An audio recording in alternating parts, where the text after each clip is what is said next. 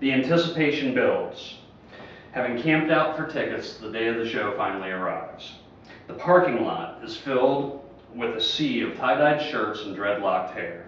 The thick smell of marijuana, cigarettes, and patchouli oil fills the nostrils. If I close my eyes, I can still hear his voice. I can still feel the sun on my face. I can still feel that inner warmth of peace and joy that he brought to each and every performance. The thought never even entered my mind that he would not continue to spread this musical love forever. I'm talking about the late, great Jerome J. Garcia, or to the thousands of dedicated fans who followed him, just Jerry. A man who did not have a restful bone in his body, Jerry devoted every waking hour evolving his craft. Be it music, art, or one of his many creative outlets, he was a dedicated father, a band leader, a businessman, and above all else, Jerry Garcia was an inspiration to an entire generation. Jerry was not one for structure, but he had a way of making the most of his time. He demanded perfect execution from himself and from those around him. Jerry was also known for his work ethic, stopping at nothing to even a dismembered finger to make sure that every note of every song was precisely executed the way that he wanted. What endeared Jerry to the masses was his off-kilter, slightly ruffled, down-to-earth, and grounded approach to his time in the spotlight. Known for his smile and robust laughter, Jerry Garcia embodied an idealism, a way of thinking, and a zest for life. Born to musical parents, Jerry Garcia grew up in surroundings that contributed to his love for camaraderie and the type of intertwining relationships and lighthearted banter that only a musician can truly appreciate and cultivate.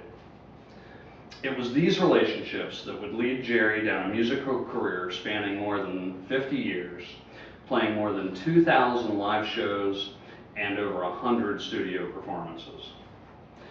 Jerry was not just a musician and a band leader to those who knew him. Bob Weir, who played guitar along Garcia for over 30 years, says of his former bandmate, when asked by a Rolling Stone magazine reporter how often he thinks of Jerry. Quite often. You know, he lives and breathes in me. Garcia cherished life, and he cherished those who were close to him. As a father of three, Jerry had to balance his time between his real family and the troves of Grateful Dead fans or Deadheads who considered themselves the unfortunate name of Jerry's kids.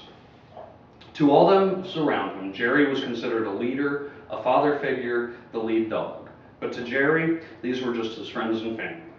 It was these friends and family, a veritable worldwide network of Deadheads, including myself, who were shocked and saddened as though they had lost a blood relative.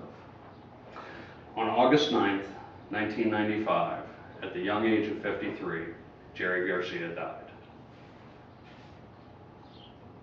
Jerry touched the lives of many, not just with the music he is so widely known for, but also as an author, an artist, a leader, a businessman, a friend, a father, an activist, and a philanthropist. Although his life was cut short at only 53, Jerry Garcia showed the world how to have a zest for life, to expect and demand more of oneself, and to be driven towards the evolution of one's craft. Jerry Garcia certainly touched my life with his intrinsic values and never-ending unconditional love for all. He did this both when I was lucky enough to see him in a live performance and also through the trappings of a rich and artful collection of media that he left behind. In the foreshadowing words of Robert Hunter, Jerry's trusted friend and songwriter of many years, from the Grateful Dead song written in the 1960s, He's Gone, like a steam locomotive rolling down the track, he's gone, he ain't never coming back. But in typical lighthearted Jerry fashion, the song continues. Cat on a tin roof, dogs in a pile, nothing left to do but smile, smile, smile.